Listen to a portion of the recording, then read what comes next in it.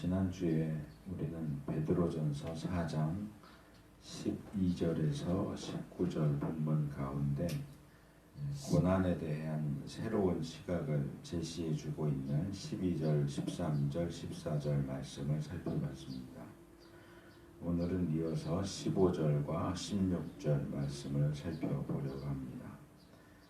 지금 읽은 이 15절, 16절은 우리가 이전에 살펴본 베드로전서 말씀 가운데 3장 17절 그리고 4장 3절에 나오는 내용과도 흡사한 부분들을 가지고 있습니다. 그 앞에 나와 있는 내용들을 조금 더 확대시켜서 제시하고 있다, 그렇게 말할 수 있습니다. 먼저 15절 말씀을 보면 너희 중에 누구든지 살인이나 도적질이나 악행이나 남의 일을 간섭하는 자로 고난을 받지 말려니와, 그렇게 이야기하고 있습니다. 그래서 이 15절은 우리가 받지 말아야 하는 고난, 그리스도인 하나님의 백성이 이 땅에서 살면서 받아서는 안 되는 고난에 대해서 이야기하고 있습니다. 이 부분은 3장 17절 하반절에 악을 행함으로 고난을 받는 것이라고 했던 표현, 또 4장 3절에 너희가 음란과 정욕과 술취함과 방탕과 연락과 무법한 우상숭배를 하여 이방인의 뜻을 좇아 행한 것이 지나간 때가 족하도다 라고 말씀했던 내용과 비슷합니다. 베드로는 여기서 기본적으로 너희 중에 누구든지 무엇 하지 말아라 하는 그런 말을 합니다.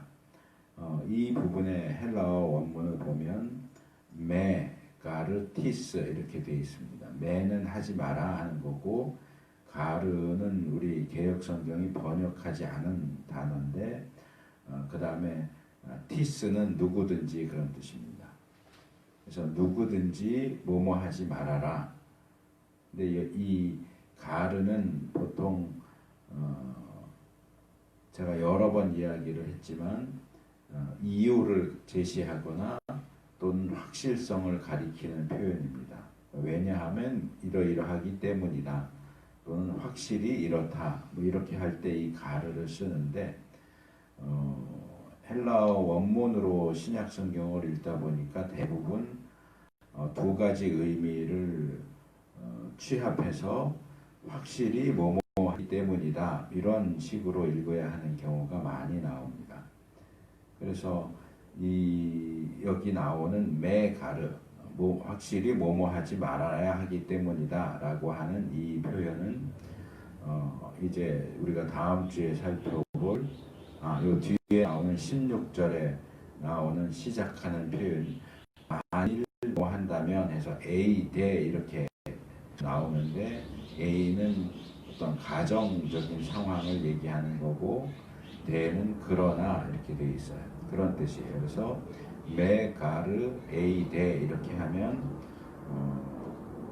확실히 뭐뭐 하면 안 되기 때문이다, 그러나 만약 뭐뭐 한다면, 이런 식으로 이제 전체 문장이 15절, 16절이 그렇게 흘러가고 있는 것을 볼 수 있습니다. 그래서 이 15절, 16절은 하나의 문장을 우리에게 제시하고 있는데, 거기 나오는 그 기본적인 내용, 기본적인 문장을 취합해 본다면 왜냐하면 너희는 확실히 무엇이 아니고 만일 그 대신에 뭐뭐 한다면 뭐뭐 해야 하기 때문이다, 이런 식으로 되어 있다고 볼 수 있습니다. 그래서 이것을 본문에 나오는 내용을 요약하고 또 조금 수정을 해서 읽으면 이렇게 줄여서 말할 수 있습니다. 왜냐하면 너희는 확실히 악행들을 행하는 것 때문에 고난을 받아서는 안 되고, 그러나 만일 그리스도인이라는 이유로 고난을 받는다면 그것을 부끄러워하지 말고 하나님께 영광을 돌려야 하기 때문이다. 15절, 16절 전체를 다 포괄하는 기본적인 문장이 됩니다. 그런데 우리 개역 성경의 번역은 이런 기본적인 문장의 구조나 그것이 제시하는 뉘앙스를 제대로 전달해 주지 못하고 있어서 좀 아쉽다는 생각을 합니다. 그래서 너희가 뭐뭐 하지 말아라 할 때에 첫 번째 우리가 관련해서 생각해야 될 것은 고난을 받는다, 고난을 받지 말아라. 여기 고난을 받는다라고 번역된 단어가 파스코라고 하는 단어인데, 이 단어의 기본적인 의미는 영향을 받는다, 느낀다, 경험한다, 그런 뜻입니다. 그러니까 이것은 긍정적인 의미다 또는 부정적인 의미다 이렇게 말할 수가 없고, 그냥 중립적으로 어떤 영향을, 좋은 영향이든 나쁜 영향이든 좋은 것이든 나쁜 것이든 영향을 받고 느끼고 경험하는 것을 가리킵니다. 하지만 여기서 조금 더 발전된 의미가 되면 특별히 곤경에 처하다, 몹시 병을 앓는다, 고난당하다, 고통스럽다, 이런 뜻으로 발전되기 때문에 부정적인 방향을 가지고 있는 단어다 이렇게 말할 수 있습니다. 뭐 어쩌면 저만 혼자 그렇게 생각을 하고 있는 건지 모르겠지만 대부분의 기독교인들은 고난을 받는다 또는 고난을 당한다 라고 하는 표현을 들을 때 아마도 곧바로 예수님이 당하신 고난을 떠올리거나 아니면 뭔가 잘못한 것이 없는데도 불구하고 무고하게 고통을 당한다, 그런 어떤 조금 고상한 이미지를 떠올리지 않는가 하는 생각이 듭니다. 고난을 당한다 그러면 못된 짓 해서 매맞는다, 그럴 때 고난을 당한다 이 표현을 잘 안 쓰거든요. 선하고 의로운 일을 했는데 불의하게 나쁜 사람들에 의해서 맞는다, 그럴 때 이제 고난을 받는다. 근데 이 단어가 보여주는 것처럼 이것은 어떤 고상하거나 긍정적인 의미를 제시하지 않습니다. 그냥 어떤 감각, 경험을, 특별히 그 가운데서도 고통을 당한다, 고통스럽다 하는 의미를 제시하고 있을 뿐입니다. 물론 이런 고통과 고난 가운데는 우리가 지난주에 살펴봤던 것처럼 의나 선을 행해서 고통을 받는 경우도 있습니다. 하지만 그때 제가 함께 지적한 것처럼 실수나 범죄 때문에 고통을 당하는 경우도 있습니다.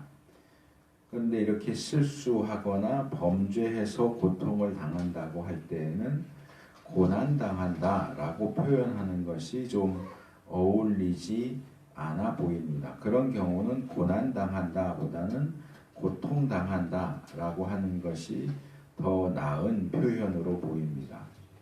뭐 예를 들어서 독재 정권 아래서 민주화 운동을 한다거나 공산권이나 이슬람권에서 복음을 전하다가 감옥에 가게 됐다. 그런다면 복음 때문에 고난을 당한다 이렇게 말할 수 있겠죠. 하지만 남의 물건을 훔치거나 다른 사람을 이유 없이 때려서 경찰에 잡히고 감옥에 가게 됐다라고 할 때 그걸 고난당한다라고 말하기는 어렵습니다. 그래서 우리가 일반적으로 사용하는 이 고난당한다라는 표현은 이미 그 안에 어떤 일정한 특징이나 방향이 정해져 있지 않은가 하는 생각을 합니다. 그런데 본문에 나오는 이 파스코라고 하는 헬라어 단어는 고난, 고통을 가리키기는 하지만 그것이 좋은 의미에서 의나 선을 행하기 때문에 받는 고난을 가리킨다기보다는 의를 행하든 선을 행하든 악을 행하든 어쨌든 그것 때문에 받게 되는 고난, 고통을 가리키는 단어다 하는 겁니다. 악과 범죄로 고통을 받는 경우에도 여기 해당되고 의와 선을 행하다가 받는 고통도 여기에 해당된다 하는 얘기입니다. 그래서 베드로는 여기서 우리에게 고통을 당하지 말아라. 꼭 의로운 쪽에서만 고통을 당하지 않는 것이 아니라 어쨌든 간에 고통을 당하는 것은 좋지 않다라고 말하는데 이것은 단순히 고통을 당하는 것이 좋지 않기 때문에만 그렇게 말하는 것은 아닙니다. 이미 살펴본 것처럼 우리가 이 땅에서 살아가면서 고통을 당하는 것은 필연적인 부분으로 보입니다.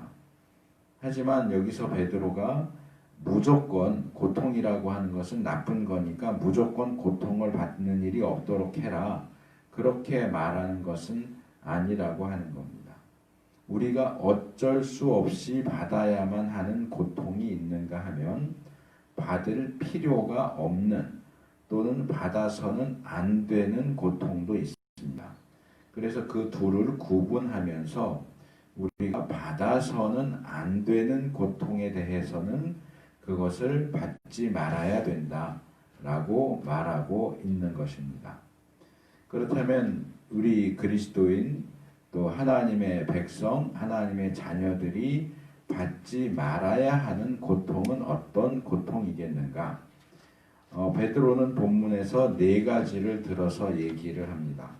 하지만 이 4가지가 전부라고 볼 수는 없고 우리가 받지 말아야 하는 고통 가운데 대표적으로 4가지를 예를 들어서 이야기하고 있는 것으로 보아야 합니다. 우리 개역 성경은 이 부분을 살인이나 도적질이나 악행이나 남의 일을 간섭하는 자로 이렇게 번역을 합니다. 그런데 헬라어 원문을 보면 이 4가지 단어가 이렇게 살인, 도적질, 악행, 남의 일을 간섭한다 이렇게 행동을 나타내는 동사가 아니고 명사입니다. 그 행동 뒤에 그러한 행동을 하는 사람, 뭐뭐 하는 자 이런 의미를 가진 명사 단어가 사용되어 있습니다. 그래서 개역의 번역은 조금 뭐라고 그럴까 부족해 보인다고 할까 조금 아쉬운 부분이 있는데 어쩌면 여기 제일 마지막에는 남의 일을 간섭하는 자로 이렇게 돼 있는 것이 살인하는 자로, 도적질하는 자로, 악행하는 자로, 남의 일을 간섭하는 자로 이것을 앞에 3개는 생략하고 이제 제일 끝에 나오는 이 자로가 앞에 4개 모두에 해당된다는 그런 의미에서 이렇게 번역하지 않았을까 하는 추측도 해보기는 하는데 그래도 좀 이왕 번역하는 길에 조금 더 수고해서 말하자면 살인자로나 도적질하는 자로나 악행자로나 남의 일을 간섭하는 자로 이렇게 번역을 했으면 좀 더 정확한 번역이 되지 않았을까라고 생각을 해봅니다. 그렇게 해야 헬라어 원문에 나온 표현을 더 정확하게 번역하는 번역이 됩니다. 이걸 하나씩 좀 살펴보면 첫 번째로 나오는 것이 살인자입니다. 이 부분에 이제 헬라어 표현을 보면 호스 포뉴스라고 되어 있습니다. 그러니까 이것을 직역하면 살인자로서 이렇게 됩니다. 호스는 무엇으로서 이렇게 번역이 되는데 어떤 사람으로서 그러니까 포뉴스는 살인자고 그러니까 살인자이기 때문에 살인을 저지른 살인범이기 때문에 이런 식으로 이해를 하면 됩니다. 뒤에 따라 나오는 3가지 항목도 모두 동일하게 호스 해가지고 표현이 되고 있습니다. 여기 살인자로서 고통을 당한다 하는 얘기는 살인을 저지른 살인범이 공식적으로 어떤 사형이나 또는 무기징역을 받는 그런 경우 아니면 고대 상황에 들어가면 어떤 사적으로 피살자의 친인척에 의해서 보복 살해를 당하는 그런 경우를 가리킬 수도 있다고 생각이 됩니다. 하지만 베드로가 본문에서 말하는 것은 아마 전자의 경우, 즉 사적으로 말고 공식적으로 그리스도인인데도 불구하고 살인을 저질러서 체포되어 사형을 당하거나 무기징역을 당하는 것과 같은 그런 고통스러운 형벌을 받는 일은 있어서는 안 된다. 그렇게 이야기하고 있는 것으로 이해할 수 있습니다. 둘째로는 도둑입니다. 클레프테스, 이것은 도적질하는 사람 또는 횡령하는 사람. 그래서 도적질이나 횡령처럼 자기 것이 아닌 물질을 정당하지 않은 방식으로 취득하고자 하는 모든 경우, 그렇게 행동하는 모든 사람을 포함하는 단어로 읽을 수 있습니다. 그리스도인이라고 하는 사람이 공공연하게 도적질을 하지는 않겠죠. 하지만 은밀하게 또는 교묘하게 이득을 취하는 그런 방식을 취할 수 있습니다. 뭐 예를 들어서 탈세를 위해서 이중장부를 만든다든가, 몇 개월 전에 이제 나라에서 교회도 세금을 내라, 이걸 이제 법을 통과시켰기 때문에 이제 현재 교회들이 나라의 세금을 내도록 그렇게 상황이 진행이 됐었는데, 그 문제를 다루기 위해서 한국 교회에서 공식적인 모임을 가진 적이 있어요. 근데 그 자리에서 꽤 알려진 어떤 한 목사님이 발언을 했는데, 이중장부를 만들어야 되지 않겠느냐. 정부 당국이 교회가 진행하는 모든 일들과 그런 재정적인 상황을 다 이해를 하지 못하니까 그들이 이해할 수 있는 장부를 하나 만들고 교회 안에서만 이해할 수 있는 장부를 하나 더 만들자 하는 발언을 했어요. 그래서 많은 사람들이 그래도 꽤 알려진 깨끗한 분이라고 알려져 있는 목사님이 어떻게 탈세를 목적으로 한 이중장부를 만들자는 그런 얘기를 공공연하게 할 수 있느냐. 그래서 욕을 많이 먹고, 그게 사실은 이중장부가 아니고 뭐 어쩌고 저쩌고 변명하는 일이 있었어요. 근데 이런 발언들이 나오고 이런 사건들이 일어난다는 것은 그런 어떤 태도나 자세들이 일반적으로 많이 퍼져 있다는 거죠. 믿는 사람들 사이에도, 심지어는 목사들 사이에서도 어떤 기독교의 이름으로, 신앙의 이름으로 그런 잘못된 방식들을 취하는 것이 합리화되고 이해가 되는 방식으로 이미 널리 퍼져 있다 하는 것을 보여주는 사건이 아닌가 그렇게 생각을 합니다.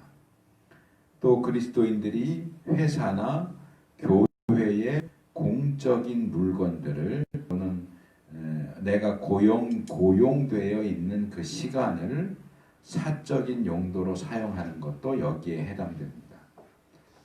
저도 예전에 기독교 출판사 몇 군데 이렇게 근무를 하다 보니까 그런 경우들이 눈에 띄더라고요.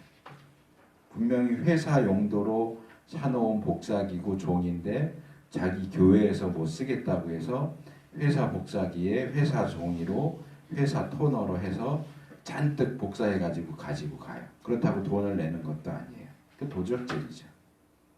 정상적으로 근무해야 하는 시간에 전화기 들고서 자기의 사적인 통화를 1시간, 2시간씩 해요. 그것도 도적질이에요. 회사가 돈을 주고 내 시간을 산 건데 그 시간을 나의 개인적이고 사적인 용도로 쓰는 거죠. 그것도 도둑질입니다. 그래서 이 도적질, 횡령, 사기 이런 부분에 있어서 우리가 당연히 안 한다라고 생각을 하겠지만 실제적이고 구체적인 상황 속에 들어가서 본다면 그런 문제들이 아주 비일비재하지 않은가? 우리가 의식하지 않고서 그런 다른 사람의 물건, 다른 사람의 시간, 내가 마땅히 드려야 하는 그런 부분들에 대해서 잘못된 방식으로 그것을 내 것으로 삼는 그런 일들을 하지 않는가 하는 생각을 하게 됩니다. 그래서 우리가 이 부분에 있어서 조심할 필요가 있다. 그래서 그렇게 하다가 붙잡혀서 벌금을 내게 되거나 감옥에 들어가게 되거나 하는 그런 일들은 있어서는 안 된다 하는 얘기를 하고 있는 겁니다.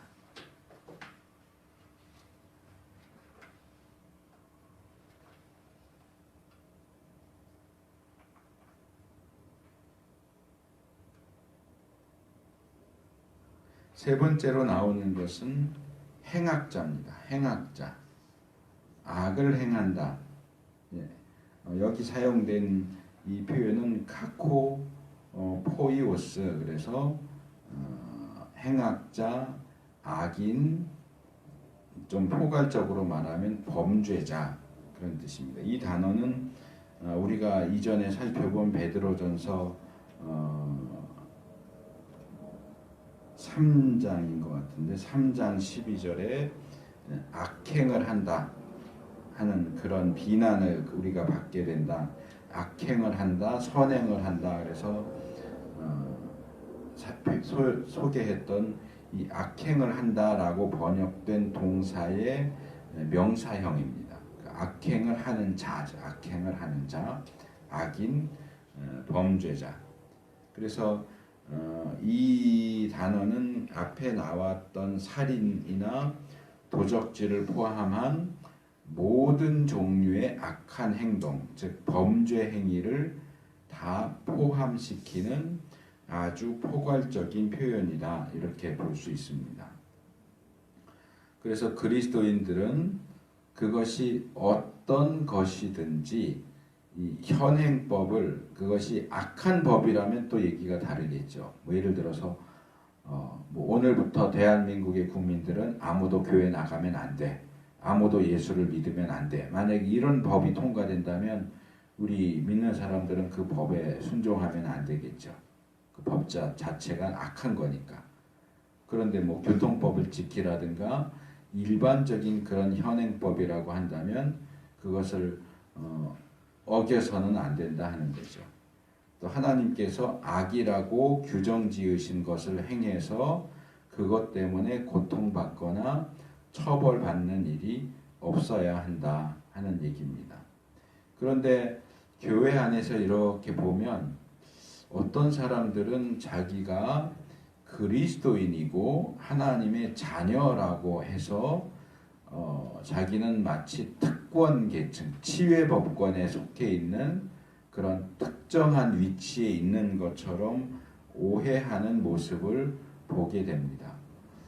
몇 년 전에 대한항공 부사장이었던 조모 씨가 갑질을 하면서 땅콩 회항이라고 하는 사건을 일으켰던 것처럼 자기가 무슨 짓을 해도 어떤 일들을 아무리 많이 해도 문제될 것이 없다. 왜? 내 뒤에는 하나님이 계시니까, 나는 하나님의 백성이니까 라는 식의 태도를 취하는 그런 모습을 꽤 많이 발견하게 됩니다. 하지만 그렇지 않죠. 우리가 하나님의 자녀이기 때문에 오히려 그 누구보다도 더 아버지이신 하나님의 뜻을 잘 받들어 행해야 하고, 아버지 하나님께서 그것은 악이다, 하면 안 되는 것이다 라고 정죄하신 일들을 더 멀리 해야죠. 악을 행해도 그냥 넘어갈 거라고, 너 내 아버지가 누군지 몰라? 뭐 이런 식으로 하는 그런 못된 녀석들처럼, 버릇없는 그런 녀석들처럼 행동해서는 안 됩니다. 넷째 항목은 조금 더 우리가 관심을 기울여서 살펴볼 필요가 있는 항목입니다. 번역 자체가 잘못된 건 아닌데 그냥 한번 봐서는 무슨 얘기인지 좀 파악이 잘 안 되기 때문에 그렇습니다. 우리 개역성경이 남의 일을 간섭하는 자라고 번역을 했습니다. 이 남의 일을 간섭하는 자라고 번역된 단어는 헬라어 단어는 꽤 긴 단어입니다. 알로트리에피스코포스라고 하는 단어입니다. 알로트리에피스코포스. 이것은 남의 자신의 것이 아닌 그런 뜻의 알로트리오스라는 단어와 보통 교회의 목회자 또는 감독을 가리키는 에피스코포스라는 두 개의 단어가 결합된 단어입니다.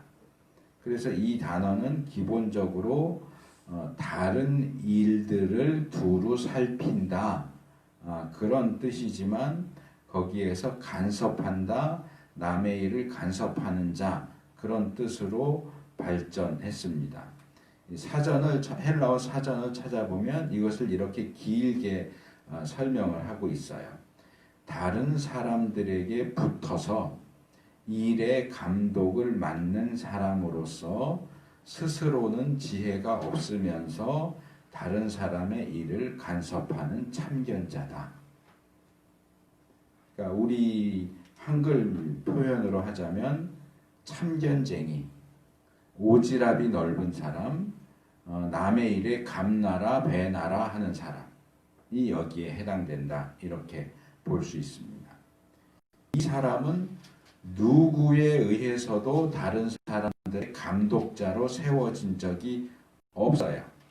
그런데 스스로 자기가 감독자인 것처럼 착각하고서는 자기와 관계도 없는 다른 사람들의 일에 간섭하고 참견합니다.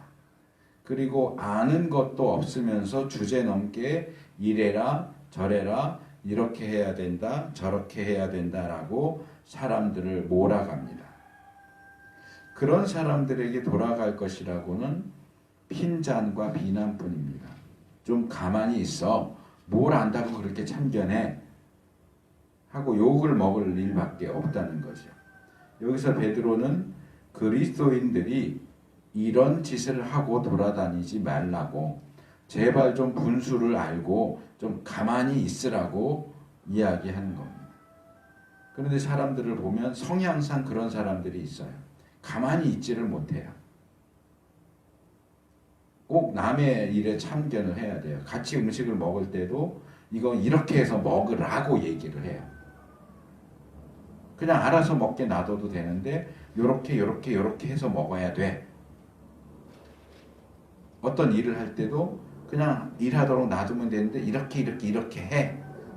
그게 여기서 말하는 겁니다. 그러고 다니다가 욕을 먹으면 그 자신만이 아니라 다른 그리스도인들도 교회도 심지어는 하나님까지도 욕을 먹게 만듭니다.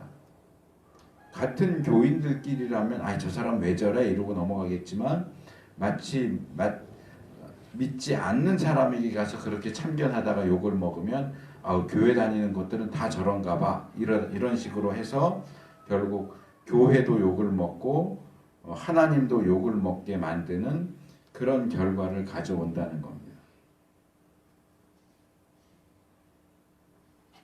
그래서 그런 부분에 있어서 이렇게 참견하고 간섭하고 자꾸 다른 사람들을 주장하고 자기가 감독이나 된 것처럼 그런 식으로 행동하고 그렇게 행동해서 욕먹는 일은 없어야 된다라고 베드로가 본문에서 이야기하는 겁니다. 그래서 대표적으로 네 가지를 얘기했지만 이 네 가지는 어떻게 보면 그 모든 악행들 전체를 다 포괄하는 내용이다. 이렇게 볼 수도 있습니다. 살인, 도적질, 남의 일을 참견하는 것 이것은 이제 일부분이 되겠지만 세 번째 나와 있는 악행을 한다 또는 범죄자로서 고난을 받지 말아라 하는 얘기는 살인, 도적질, 남의 일에 참견하는 것 이외에 거의 대부분의 악행을 포괄하고 있는 그런 내용이라고 볼 수 있습니다. 그래서 그리스도인들은 절대로 여기서 제시하고 있는 것과 같은 그런 행동이나 일을 해서 욕을 먹거나 그것 때문에 고통을 당하는 일은 없어야 한다. 자, 16절로 넘어갑니다. 만일 그리스도인으로 고난을 받은 즉 부끄러워 말고 도리어 그 이름으로 하나님께 영광을 돌리라. 근데 이런 악행을 해서 고통을 받는 것과는 반대로 이 16절은 그리스도인이 받아야 하는 또는 그리스도인이 받을 수밖에 없는 고난에 대해서 이야기합니다. 이 부분은 3장 17절 상반절에 선을 행함으로 고난받는 것이 하나님의 뜻이다 하는 내용과 일치하는 내용이죠. 여기서 베드로는 만일 그리스도인으로 고난을 받은 즉 또는 받는다면 이라고 하는 상황을 제시합니다. 앞에서 얘기한 것처럼 앞에서 악을 행해서 고통을 당하는 상황을 제시하고 그러나 그것과는 반대로 만약 그리스도인으로서 고난받는 상황이 온다면 해서 반대되는 상황을 제시하죠. 여기 그리스도인으로라고 하는 표현도 아까 앞에서 살인자로서라고 하면서 소개했던 것처럼 똑같이 호스 크리스티아노스라는 표현을 사용을 합니다. 그러니까 그리스도인이기 때문에 그리스도인으로서 그리스도인이라는 이유로 이렇게 읽을 수 있습니다. 그래서 앞에서 그리스도인인데 살인을 행한 자이기 때문에 도적질한 사람으로서 범죄자로서 참견쟁이로서 고통을 당하는 것과 마찬가지로 그리스도를 믿는 일을 한다는 것 때문에 그리스도인이라는 이유로 욕을 먹고 고통을 당할 수도 있다라고 그런 상황을 이야기합니다. 근데 제가 볼 때는 성경이 이 본문만이 아니라 너무나 많은 본문들에서 이렇게도 명확하게 이야기하고 있는 내용인데도 불구하고 그것을 알지 못하고 또는 그것을 인정하지 않는 사람들이 이 한국 교회에 너무 많지 않은가 하는 겁니다. 그 사람들을 보면 우리가 단지 그리스도인이라는 이유만으로 욕과 비난과 조롱과 핍박을 받는다라는 사실을 납득하지 못하는 것처럼 보여요. 우리가 뭘 잘못했는데 잘못해서가 아니고 잘못한 게 아무것도 없는데 그리스도인이라는 이유로 교회라는 이유로 기독교라는 이유로 고난을 받게 되어 있다라고 성경이 분명히 이야기하는데 그런 고난이 올 때 그것을 이상하게 여기고 충격을 받는다는 거죠. 그래서 어떻게 해서든 그런 고난 상황이 오는 것을 막아보려고 발버둥 칩니다. 그런데 세상이 기독교와 교회와 그리스도인에 대해서 그런 적대적인 태도를 취하고 모욕과 조롱과 핍박을 가하는 것은 과거부터 있어 왔던 일이고 세상이 끝날 때까지도 중단되지 않을 일이라고 하는 사실입니다. 그래서 우리는 이런 상황을 제대로 깨닫고 그리스도와 같은 마음으로 갑옷을 삼아야 된다라고 베드로가 말하는 겁니다. 고난과 고통을 당하는 것을 좋아하라는 얘기가 아닙니다. 그것이 우리가 어떻게 할 수 없는 현재 상황, 우리가 처해 있는 상황이라는 사실을 인정하라는 얘기죠. 그래서 베드로는 우리가 그리스도인이라는 이유만으로 이런 고통과 고난을 받는 상황에 직면했을 때 어떻게 해야 하느냐, 고난 받을 때에 어떻게 해야 하느냐 하는 것을 두 가지로 제시합니다. 첫째는 부끄러워하지 말라는 겁니다. 이 단어는 스스로 수치를 느낀다. 부끄러워한다 그런 뜻입니다. 이 단어는 반대로 우리가 15절에서 살펴봤던 내용에 적용시킬 수 있다고 생각이 됩니다.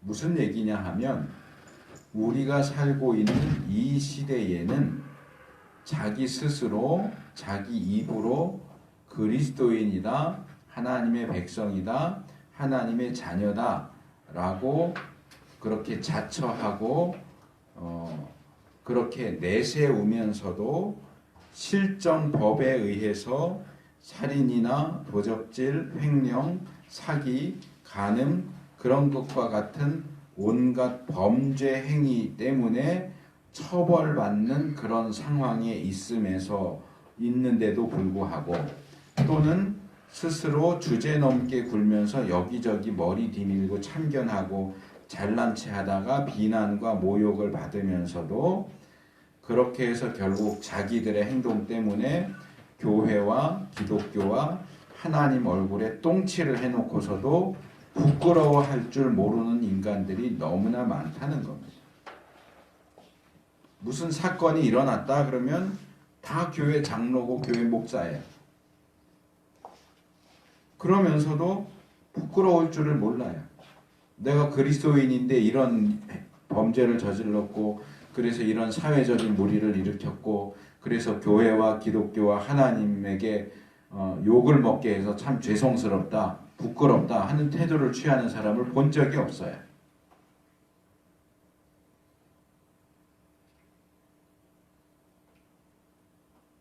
자기가 잘못해서 욕먹을 때는 뻔뻔하고 그리스도인이라는 이유로 고난을 당하면 그걸 오히려 부끄러워하고 이상히 여기에요.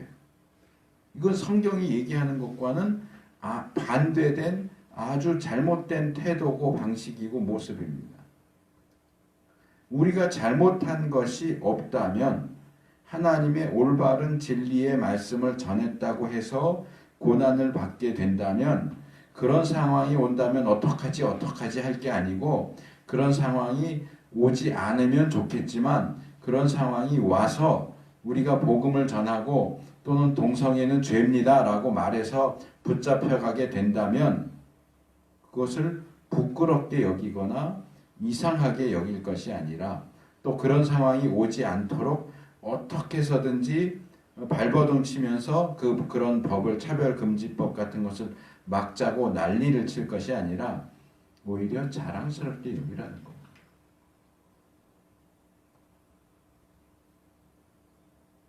우리는 자랑스럽게 여겨야 하는 고난은 할 수 있다면 피하려고 하고 막으려고 하고 받으면 안 되는 고난을 받을 때는 오히려 얼굴을 단단하게 하고 굳게 해서 뻔뻔스럽게 행동합니다.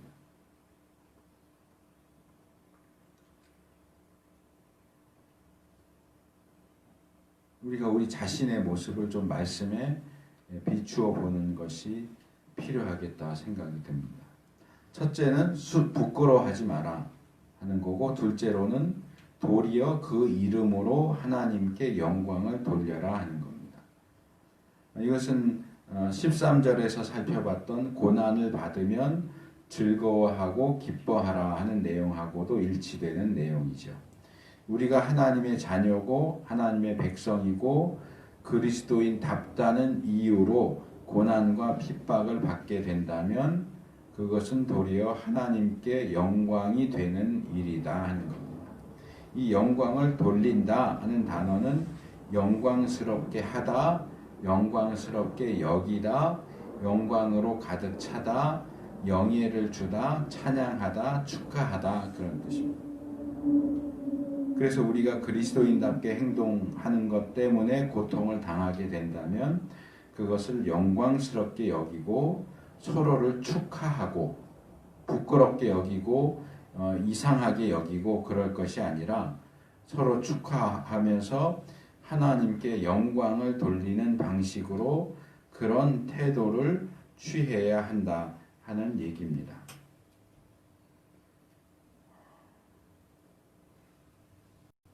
이게 오늘따라 노트북이 이렇게 자꾸 꺼졌다 켜졌다 해서 세 번째 꺼졌다 켜졌다 하네. 왜 그런지 모르겠네.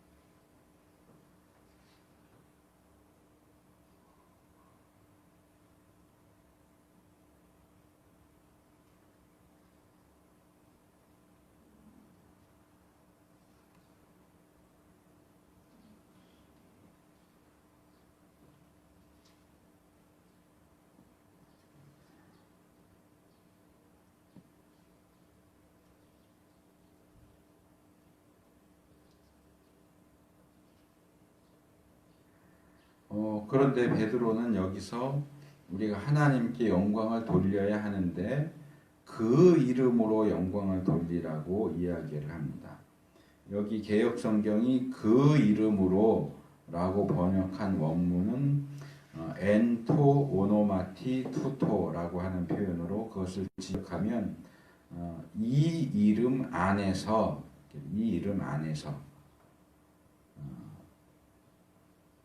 이 이름이 뭘까? 또는 그 이름이 뭘까? 얼핏 보고 예수님의 이름 아닌가? 이렇게 말할 수 있지만 이 본문을 자세하게 살펴보면 이 이름은 그리스도인의 이름입니다. 아까 앞에서 그리스도인으로서 그리스도인이기 때문에 그렇기 때문에 뒤에 나오는 이 이름은 그리스도인이라는 이름입니다. 우리가 그리스도인이라는 이름으로 또는 그리스도인이라는 이름 안에서 하나님께 영광을 돌린다 하는 건 무슨 뜻일까? 그래서 이 부분에서 이제 설교의 마지막 부분인데요. 이 그리스도인이라는 이름이 과연 어떤 뜻을 가지고 있느냐? 그것이 그리스도와는 어떤 관계에 있느냐? 그리고 그리스도의 이름으로 무언가를 한다 또는 그리스도의 이름으로 무언가를 한다는 것이 무슨 의미인가 하는 것을 조금 더 살펴보면서 말씀을 맺으려고 합니다. 첫째로 그리스도인이라는 이름의 뜻을 좀 생각을 해보겠습니다. 우리가 그리스도인 또는 기독교인 그런 표현을 쓰는데 그리스도인이 무슨 뜻입니까? 그리스도인. 제가 알고 있는 한에서 이 그리스도인이라는 이름은 보통 두 가지 방식으로 설명이 됩니다. 첫째는 그리스도인은 그리스도의 사람이다. 그리스도에게 속한 사람, 그리스도에게 소유된 사람이다. 우리가 예수 그리스도를 믿음으로써 예수 그리스도에게 속한 사람이다. 그런 뜻으로 설명이 되고요. 둘째로는 그리스도인은 또 하나의 작은 그리스도다. 그렇게 설명을 하기도 해요. 어떤 언어적인 면에서 되는 설명은 아닌 것 같고 어떤 개념적인 측면에서 제시되는 설명인 것 같아요. 그래서 우리가 예수 그리스도를 믿는 자로서 이 세상을 향해서 예수 그리스도를 보여줄 수 있는 사람들이어야 한다. 즉 사람들이 그리스도인들을 보면서 그리스도가 저런 분이겠구나 하고 떠올릴 수 있는 그런 존재여야 한다. 그래서 그리스도인은 그리스도에게 속한 사람이고 그리스도를 보여줄 수 있는 또 하나의 작은 그리스도다. 그렇게 보통 설명을 합니다. 그리고 이 설명을 봐도 그렇고 표현을 봐도 그렇고 그리스도인이라는 이름이 그리스도와 밀접한 관계를 가지고 있는 것을 알 수 있습니다. 그것이 우리가 그리스도께 속했다는 것을 보여주는 것이든지 또는 우리를 통해서 그리스도를 비추어 보여준다라는 의미에서든지 그리스도인은 그리스도와 떼려야 뗄 수 없는 아주 밀접한 관계를 가진 존재들입니다. 그래서 우리는 이 그리스도인이라는 이름이 가지고 있는 이 무게와 중요성을 깨달아야 됩니다. 그래서 그 이름을 함부로 사용하거나 함부로 사용되게 해서는 안 됩니다. 우리가 그 이름을 받았다는 사실에 대해 감사하게 여기고 그 이름을 소중하게 여기고 그 이름에 걸맞는 모습으로 살아가야 한다 하는 겁니다. 그 다음에 그리스도인과 그리스도의 밀접한 관계는 그리스도인의 이름으로가 그리스도의 이름으로와 밀접한 관계를 가지고 있다는 사실을 추측하도록 해줍니다. 그래서 이 부분을 연결시켜서 생각하려면 그리스도의 이름으로라는 게 무슨 뜻인가 하는 것을 먼저 알아야 되겠죠. 우리가 그리스도의 이름으로 하는 일, 행동이 어떤 것이 있을까요? 대표적으로 기도를 들 수 있습니다. 우리는 외국 사람들은 별로 그렇게 하지 않는 것 같은데 우리 한국 교회 안에서는 대부분 기도를 하고 끝날 때 예수님의 이름으로 또는 이제 저는 예수 그리스도의 이름으로 이렇게 해서 예수님의 이름으로 기도했습니다 하면서 기도 끝날 때 그 표현을 항상 붙입니다. 그것은 아마도 예수님께서 몇 번 말씀하셨던 내용, 대표적으로 요한복음 16장 24절에 나오는 지금까지는 너희가 내 이름으로 아무것도 구하지 아니하였으나 구하라 그리하면 받으리니 너희 기쁨이 충만하리라 하는 이 말씀에 근거해서 취해지는 행동으로 보입니다. 그런데 과연 예수님이 여기서 말씀하신 것이 과연 야 너희는 기도할 때 꼭 그 끝에는 예수님의 이름으로 기도했습니다 라는 문구를 붙여야 돼 라는 그런 뜻일까요?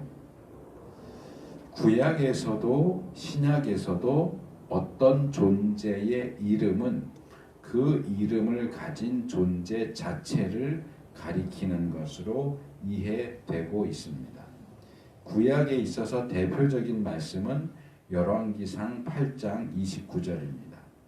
주께서 전에 말씀하시기를 내 이름이 거기 있으리라 하신 곳 이 전을 향하여 주의 눈이 주야로 보옵시며 종이 이곳을 향하여 비는 기도를 들으시옵소서.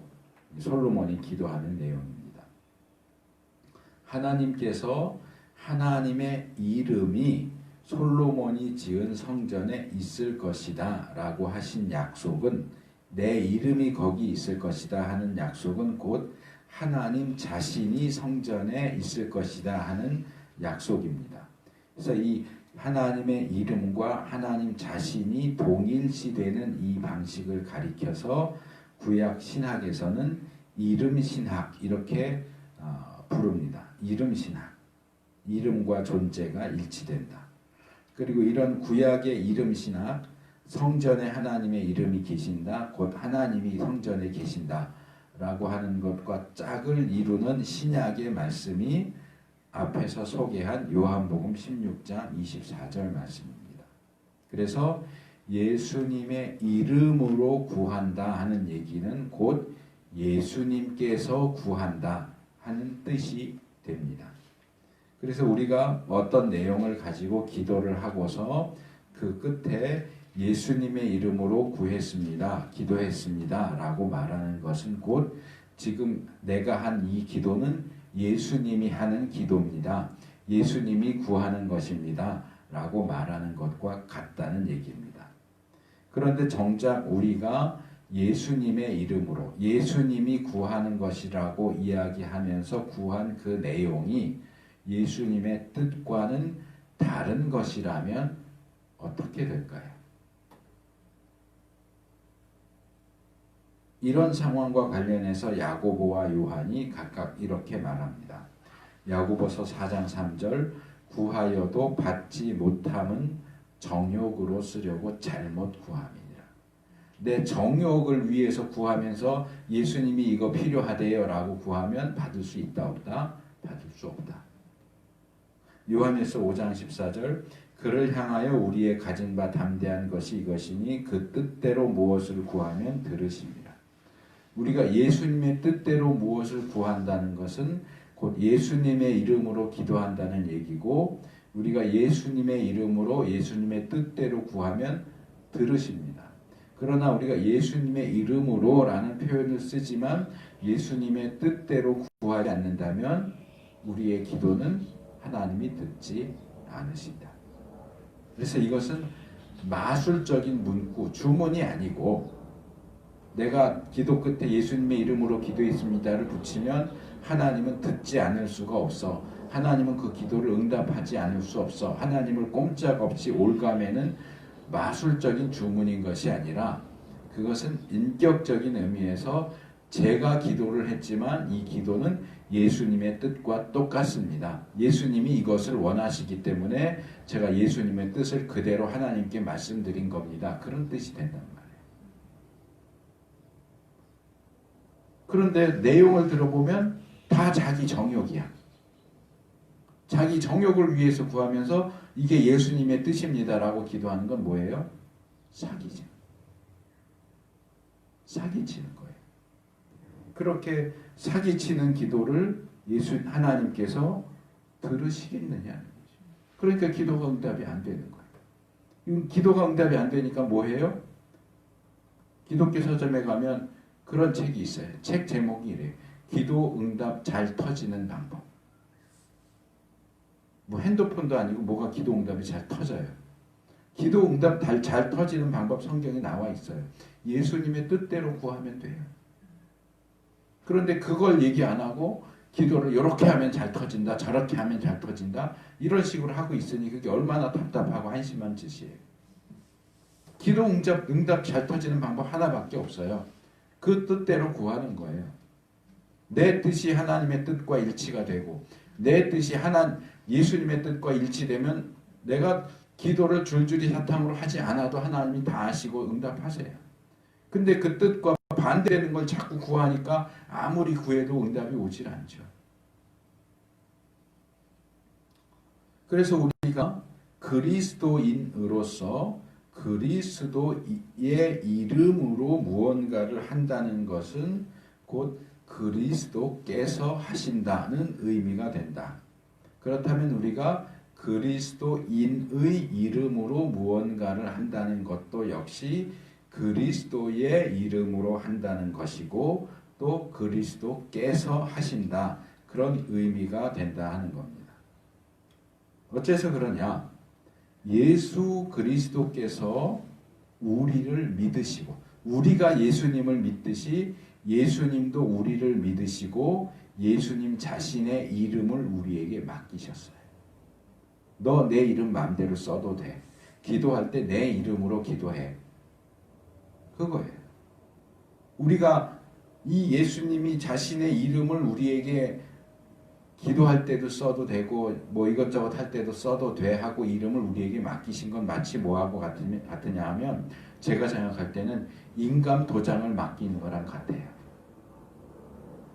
우리가 누구한테 인감 도장을 맡기겠어요?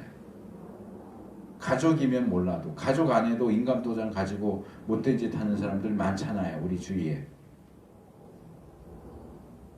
가족에게도 잘 못 맡기는 게 인감 도장인데 뭘 보고 뭘 믿고 인감 도장을 맡기겠어요?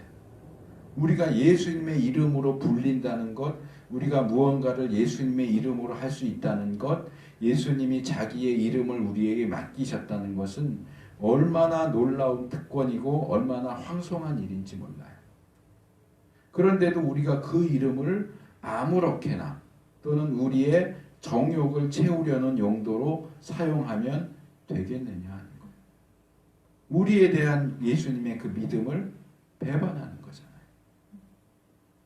너가 내 이름을 정당하게 올바르게 제대로 사용할 줄 믿고 맡긴다 하셨는데 야 이게 기회다.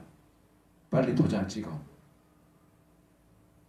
집도 팔아먹고 땅도 팔아먹고 재산 있는 거 다 팔아먹고 이거 한탕 챙겨서 튀자. 그리스도의 이름으로 기도하거나 그리스도의 이름으로 어떤 일을 행하는 것, 우리가 그리스도인이라는 이름으로 불린다는 것도 다 이런 관점에서 이해되어야 한다 하는 겁니다. 본문으로 돌아와서 우리가 그리스도인이라는 이름으로 또는 그 이름 안에서 하나님께 영광을 돌려야 한다는 말은 곧 그리스도 안에서 그리스도의 이름으로 그리스도께서 하시는 것처럼 그렇게 아버지 하나님께 영광을 돌려라 하는 의미로 읽을 수 있습니다. 예전에 제가 에베소서 5장 20절에 범사에 우리 주 예수 그리스도의 이름으로 항상 아버지 하나님께 감사하며, 이 데살로니가서에서 항상 기도하라, 범사에 감사하라, 그 범사에 감사하라 제가 설명하면서 에베소서 5장 20절 말씀을 인용을 했어요. 여기도 중간 내용을 빼면 범사에 감사하라 하는 건데, 범사에 예수 그리스도의 이름으로 아버지 하나님께 감사하라 그렇게 되어 있죠. 마찬가지로 우리가 그리스도의 이름을 부여받은 자로서 그 이름 때문에 고난을 받게 된다면 그 이름으로 하나님께 영광을 돌려라. 하나님 저에게 그리스도인이라는 이름 주신 것 감사합니다. 그 이름 때문에 고난받게 하신 것 감사합니다. 제가 이 이름을 끝까지 지킬 수 있도록 붙들어 주세요. 서로 축하하고 감사하고 영광을 돌려라. 오늘 우리가 그리스도인으로서 받지 말아야 하는 고난과 받게 되는 고난에 대한 내용을 살펴봤습니다. 그리고 그리스도인이라는 이유로 고난을 받을 때 어떻게 해야 하는지에 대해서도 말씀을 나눴습니다. 설교 마지막에서 특별히 우리가 가진 이 그리스도인이라는 이름이 가지는 무게와 중요성, 그리고 그리스도의 이름으로 기도하고 감사하고 영광을 돌리는 것에 대한 내용까지 말씀을 드렸습니다. 우리를 믿으시고 인감도장이나 마찬가지인 자신의 이름을 우리에게 맡겨주신 예수님의 그 과분한 은혜와 신뢰가 환난과 핍박 상황 속에서도 흔들리지 않는 신실함을 위한 기초가 될 수 있기를 바랍니다.